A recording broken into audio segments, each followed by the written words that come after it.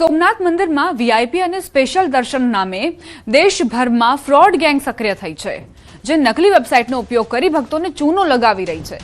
આવી છેતરપિંડીથી બચવા અને સાવચેત રહેવા માટે સોમનાથ ટ્રસ્ટ દ્વારા શ્રદ્ધાળુઓને ખાસ અપીલ કરાઈ। તેઓએ જણાવ્યું કે સોમનાથમાં વીઆઈપી દર્શન માટે પાસ કે ટિકિટની કોઈ પ્રથા નથી। દર્શન માટે બધા માટે એક સરખી જ વ્યવસ્થા છે। આ સાથે રૂમ બુકિંગ, પૂજા વિધિ કે પ્રસાદ બુકિંગ માટે માત્ર શ્રી સોમનાથ ટ્રસ્ટની વેબસાઇટ somnath.org પર જ બુકિંગ કરવા અપીલ કરાઈ છે।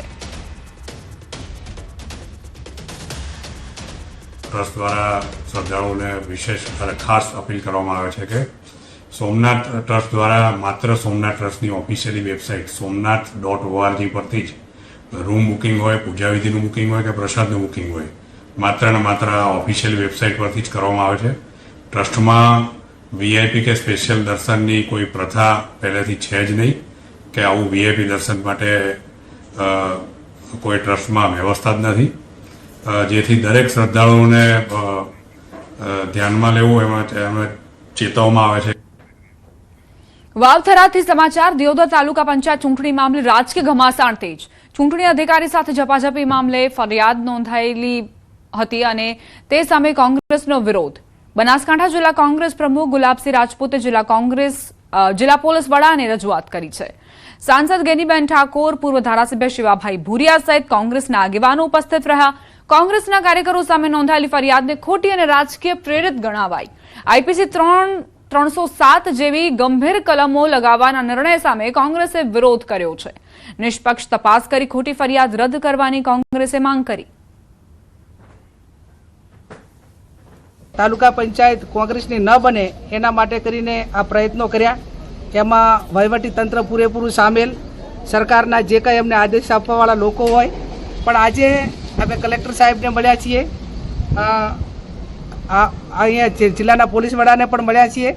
આવતીકાલે ચૂંટણી એ ન્યાય રીતે ચૂંટણી થાય, તાલુકા પંચાયતના સભ્યોને પૂરું પ્રોટેક્શન મળે અને ચૂંટણી અધિકારી તટસ્થ રીતે ચૂંટણી કરે એ માટેની વાત પણ અમે કલેક્ટરશ્રીને આવતીકાલ માટે કરીને વાત કરી છે। ખેડૂતો માટે મહત્વના સમાચાર પ્રાપ્ત થઈ રહ્યા છે। મગના ટેકાના ભાવે ખરીદી માટે કાલથી નોંધણી પ્રક્રિયા શરૂ થશે। આવતીકાલથી ઓનલાઈન નોંધણી શરૂ થશે। 10 જૂન સુધી ફિંગરપ્રિન્ટ કરાવી શકાશે। ફેસ ઓથેન્ટિકેશન દ્વારા ગ્રામ્ય સ્તરે રજીસ્ટ્રેશન વિનામૂલ્યે રજીસ્ટ્રેશન કરાવી શકાશે।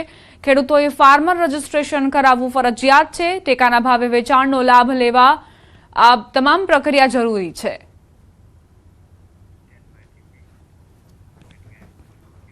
ભારતમાં ઇબોલા વાયરસના એક પણ કેસ નથી, પરંતુ કોઈપણ પરિસ્થિતિને પહોંચી વળવા માટે રાજ્યના આરોગ્ય વિભાગે આગોતરી તૈયારીઓ શરૂ કરી દીધી।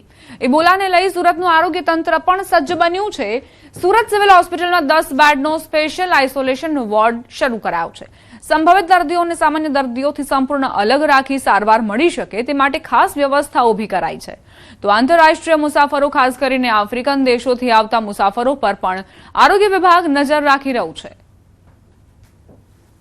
સુરત સિવિલ ખાતે આજે ઇબોલા પેશન્ટ્સ માટે, ઇબોલાના દર્દીઓ માટે સ્પેશિયલ વોર્ડની વ્યવસ્થા કરાઈ છે, જેમાં 10 બેડનો સ્પેશિયલ આઇસોલેશન રૂમ તૈયાર કરાયો છે। એની સાથે સાથે સ્પેશિયલ એની માટે લિફ્ટ, સ્પેશિયલ એમ્બ્યુલન્સ, સ્પેશિયલ એની એન્ટ્રી એક્ઝિટ, એની સાથે એની અલગથી ઓપીડી, એની સાથે અલગથી દવાઓની વ્યવસ્થા, વેન્ટિલેટર, મોનિટર્સ, આ બધી વ્યવસ્થા કરાઈ છે।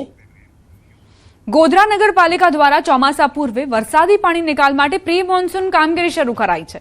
શહેરના વિવિધ વિસ્તારોમાં વરસાદી પાણી નિકાલ થઈ શકે તે માટે જેસીબી મશીન અને શ્રમિકો મારફતે કામગીરી હાથ ધરવામાં આવી છે। જોકે પ્રતિવર્ષ જે સ્થળોએ વરસાદી પાણીનો જમાવડો થવાની સમસ્યાનો કાયમી ધોરણે ઉકેલ લાવવામાં આવતો નથી, જેથી વેપારીઓ અને જે તે વિસ્તારોમાં રહીશોને ભારે હાલાકીનો સામનો કરવો પડે છે। જેથી કાયમી ધોરણે વરસાદી પાણી નિકાલ માર્ગ કરવામાં આવે એવી ઉગ્ર માંગ શહેરીજનો કરી રહ્યા છે। ગોધરા શહેરની શાંતિનિવાસ સોસાયટી, ભુરાવા વિસ્તારમાં આવેલી અનેક સોસાયટીઓ, જિલ્લા પંચાયત માર્ગ સહિતના અનેક સ્થળોએ સામાન્ય વરસાદમાં પણ પાણીના યોગ્ય નિકાલ માર્ગના અભાવે પાણી ભરાઈ જવાની સમસ્યા વર્ષોથી જોવા મળી રહી છે। નગરપાલિકા દ્વારા દર વર્ષે પ્રી મોન્સૂન કામગીરી કરવામાં આવે છે, પરંતુ ચોમાસામાં સ્થિતિ ઠેરની ઠેર થતા વરસતા વરસાદ વચ્ચે પાલિકા તંત્ર દોડતું થાય છે। ત્યારે ગોધરા શહેરની ભૌગોલિક સ્થિતિને ધ્યાનમાં રાખીને સુચારુ આયોજન કરી કાયમી ઉકેલ લાવવામાં આવે તેવી ઉગ્ર માંગ થઈ રહી છે। જે પણ વિસ્તારમાં જે પાણી ભરાવાનો છે સંભાવના છે તે વિસ્તારની અંદર અમે જેસીબી અને ટ્રક ટ્રેક્ટરો દ્વારા અમે સાફ સફાઈની કામગીરી પ્રી મોન્સૂનની કરી રહેલ છે. પ્રી મોન્સૂનની કામગીરીમાં અમે નદી નાળા ગટરો ઊંડી ગટરો જે કોતર છે નદી છે નાળા એ બધી તમામ કામગીરી કરવામાં આવી રહેલ છે. વરસાદી પાણી ઘૂંટણસમાં ભરાઈ જવાને કારણે રહેણાંક વિસ્તારના રહીશોની હાલત અસહનીય અને કફોડી બની જાય છે. ત્યારે ગોધરા નગરપાલિકા તંત્ર દ્વારા આ વર્ષે ચોમાસા પૂર્વે ગોધરા શહેરના ખાસ કરીને જે સોસાયટી વિસ્તારના સ્પોટ ઉપર વરસાદી પાણી વર્ષોથી જે ભરાઈ રહે છે એનું કાયમી ધોરણે પરમનન્ટ સોલ્યુશન કરવામાં આવે તેવી નગરજનોની માંગ છે. દર વર્ષે પાણીનો ભરાવ થાય છે. થોડો વરસાદ પડવાથી પણ ગત વર્ષે પોલીસ ચેક નંબર 8 ખાલી પણ કરવી પડી હતી એ નોબત આવી હતી.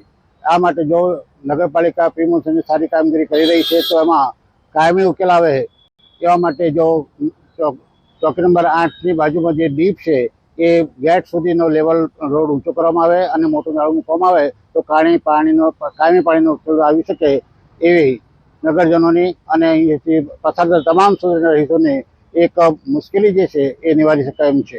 મારે પોતાની મેડિકલ સ્ટોરની દુકાન છે. ત્યાં દર વર્ષે થોડો પણ વરસાદ પડે છે તો દુકાનનું લેવલ નીચું હોવાથી રોડ ઊંચો હોવાથી પાણી ભરાઈ જાય છે, જેથી અમારે ખર્ચે ઊંચા ઓટલા લેવા પડે છે. તો જો ગટર લાઈન પૂરેપૂરી સાફ થઈ જાય તો અમારે પાણી ઓછું ભરાય, જેથી ચોમાસામાં અમારે માલને નુકસાન ના થાય. ભૂતકાળમાં પણ અમારે 2 થી 3 વખત પાણી ભરાઈ ચૂક્યા છે. વાપી મહાનગરપાલિકાની સિટી બસ સેવા શહેરવાસીઓ માટે ખૂબ ઉપયોગી સાબિત થઈ રહી છે. માત્ર 10 રૂપિયામાં લોકો શહેરના અલગ અલગ વિસ્તારોમાં મુસાફરી કરી શકે છે, પરંતુ બીજી તરફ સિટી બસ સ્ટેશનમાં મુસાફરોને ભારે હાલાકીનો સામનો કરવો પડી રહ્યો છે. બસ સ્ટેશન ખુલ્લા મેદાનમાં હોવાથી યાત્રીઓને તડકામાં ઊભા રહેવું પડે છે. બેસવાની, છાયાની, પીવાના પાણીની અને